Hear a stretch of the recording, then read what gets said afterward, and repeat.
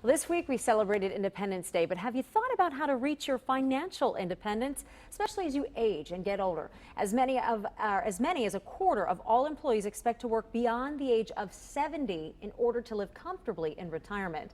So if that doesn't sound like the way you want to live out your golden years, Scott Moffitt, president and founder of Summit Financial Group in Loveland, is here to help you. So Scott, you have 3 financial tips of what not to do for people to reach their financial independence. That's right. Just 3 very high-level things that are a great starting point just to ensure that you're heading in the right direction and hopefully you're working beyond 70 only because you want to, not because you have to. Okay, let's start with number 1. Number 1 is check your risk tolerance and check what you're doing on a regular basis. Things change. The market changes, the economy changes, and so does your own personal situation. So it's really important to make sure that what you were doing yesterday or last year is still what you want to be doing today.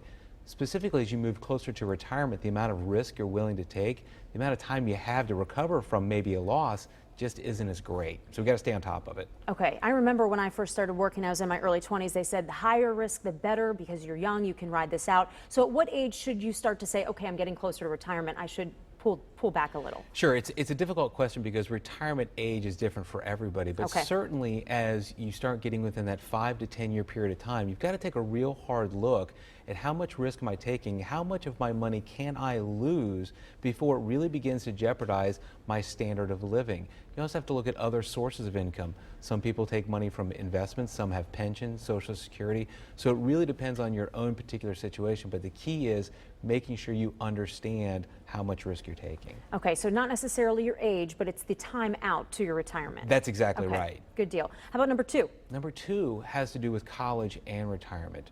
You know, over the last couple of decades, the cost of college has increased at a rate close to twice inflation. I have 4 children. I can't imagine, I don't even want to look at the total. No. Exactly. But the point is, mom and dad have to look at how much of their income and how many of their assets they can pledge toward college before it begins to jeopardize their own financial future.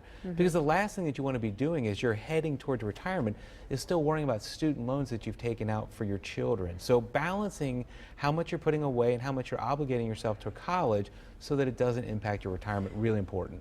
So what if you say, I really just can't afford this? Is it better for the student to take out the loan rather than the parent to take on that much debt? It really is. And the other thing that sometimes this is very difficult as a parent to do, you may have to look at your son or daughter and say, we can't afford that particular school that you want to go to. It might be looking at a local school. It might be looking at a community college as an option to really drive down that overall cost. And just being realistic. That's exactly right. Number 3.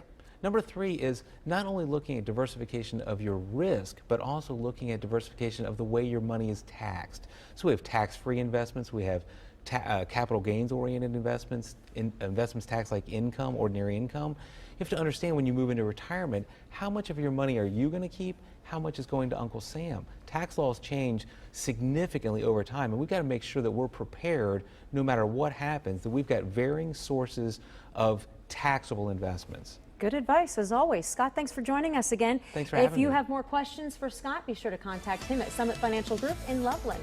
We're back after this.